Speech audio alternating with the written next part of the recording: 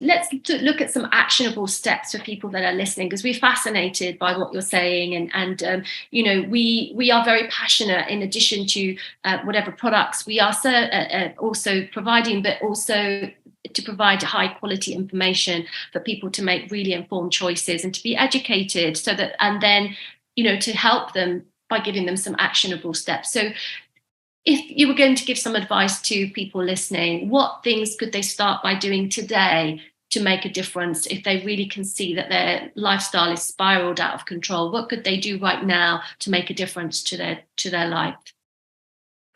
Well, lunch is the most important meal of the day.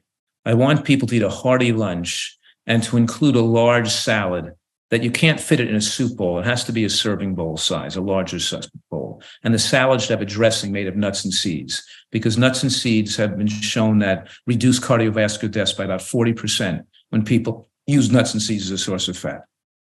And the vegetables you're putting in the salad are some cruciferous greens, like arugula or cabbage or broccoli or kale or something, not just the lettuce. But lettuce is the richest source of sulfoquinavose. Lettuce supports the growth of the healthy bacteria in the gut. And we're green vegetable dependent animals. The medical profession gives pregnant women folic acid to prevent neural tube defects instead of getting them to eat vegetables that contain folate. It's insane. That creates breast cancer. Folic acid is dangerous. And we're supposed to be getting folate from green vegetables. So a salad every day, and on the weekend, the whole family gets together and makes a big bowl of vegetable bean soup in a giant pot. And then the next day, when you put that big pot in the refrigerator, you can put it into 10 different containers in the refrigerator the next day, and you can have the soup and the salad and some fruit for dessert. And if everybody across the modern world ate a big salad, a bowl of vegetable bean soup, and some fresh dessert for lunch, we'd see, a tremendous improvement in healthcare costs and in human tragedy reduction. Amazing. That's really great advice. Fantastic. And that sounds like, to me, I come from a Latin American background. That kind of sounds like the sort of food we grew up having, sort of beans and pots beans and greens and salad at every meal, and mushrooms and onions, beans and greens and mushrooms and onions and big salad and cook right. And you put the beans in the soup with the mushrooms and the onions, and you have a great tasting soup. You put vegetable juices in there, and you can put spices and herbs in there, and you can make things taste good without without cooking by frying food and using sugar and oil and salt. Fantastic. So a lot of raw food as well?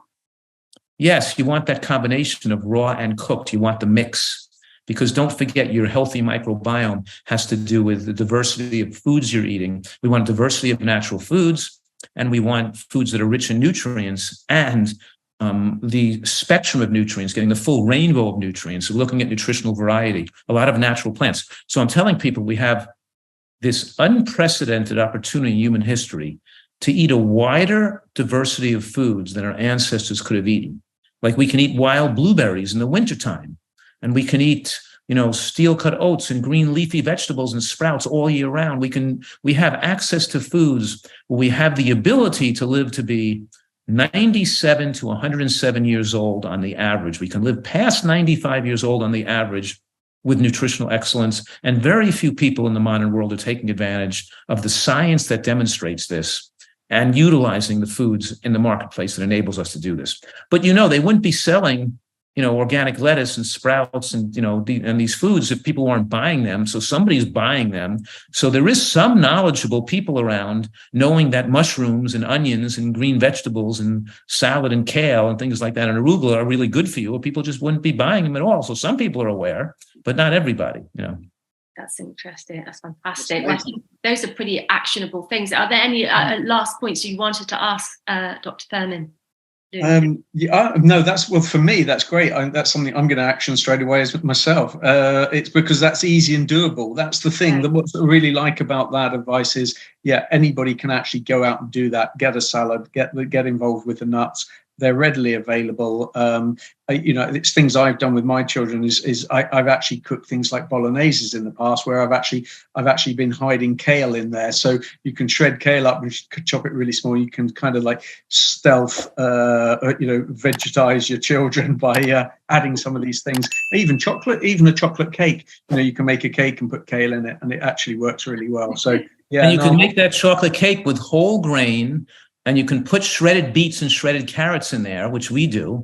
And you can put a little cocoa powder and some dates to sweeten it. And you don't need any sugar. It's plenty sweet enough with the dates and the carrots and the shredded beets and a little cocoa powder and a little bit of dates, and we use a little almond butter in there. We make a delicious chocolate cake that's not as sweet as a regular chocolate cake, but the kids love it.